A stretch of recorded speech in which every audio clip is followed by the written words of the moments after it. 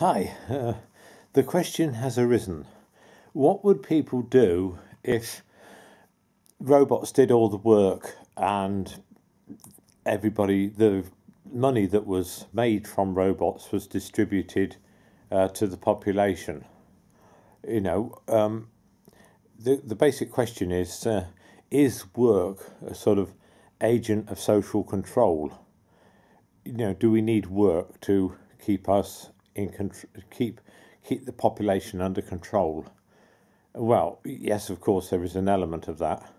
But I think if that were the case and people didn't have to work, and it was like that vote they had in Switzerland where everybody was going to receive a sort of like a pocket money and didn't have to work, but everybody received pocket money whether or not they worked or not, everybody's going to behave differently and use their time differently. For some people it's going to be hell, and some people it would be absolute heaven. Some people that they've got their mind worked out, and they've got a modus operandi where they know where their place in the world, and they know their track through life.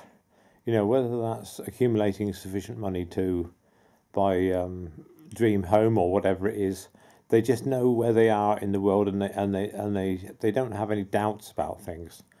Perhaps that's one end of the scale, and then perhaps at the other end of the scale you've got people who are very confused by life, and working doesn't help them because work tends to use up, they think, all their brain power and all their time. So if only they didn't have to work, then I could stop. I could find a solid place, and I could find out what life is really all about. But all these things that have to be done all the time, and all the things that tax forms and cleaning and shopping and cooking, and paid employment, If it wasn't for all those things, then I would have time to just think, give me somewhere firm to stand, and I will give you the answer. But of course, most people like that, they aren't going to find the answer because they'll be searching all their life. And I think I get the feeling that David Bowie was like that. He just liked to. He's said he just liked to sort of go away to a cabin in the woods and just sort of think about his place in the world and that sort of thing. And I'm quite like that, really. But one of the things about me is I'll come across people on the internet, on YouTube, and I think, wow, they've really sort of arrived. They really know who they are and what they're doing, and they're just fantastic. They're in another league. They really are it.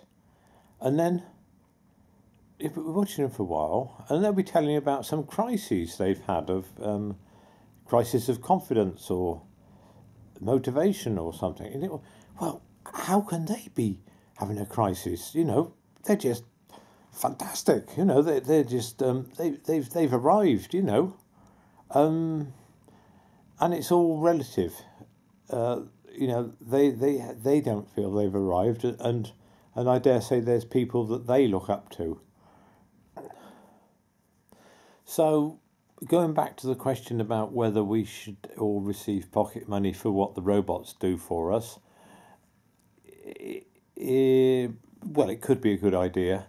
But what would we do with ourselves? Well, I think the answer is, everything we need to go into greater depth in relationships, greater depth in caring for children, greater depth in artistic abilities, greater depth in appreciation of the countryside, every particular subject, greater depth.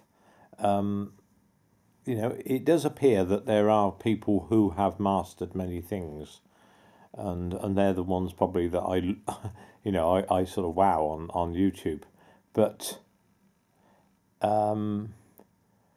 I think whatever level you're at, you can find greater depth in it, and so yes, the money would be good from the robots, but also, as Teilhard de Chardin sort of implied, we've got to sort of get to some sort of greater state of spirituality, some sort of omega point, going into a lot of jargon now, where we reach a point which is at a higher point, a greater depth, more human, more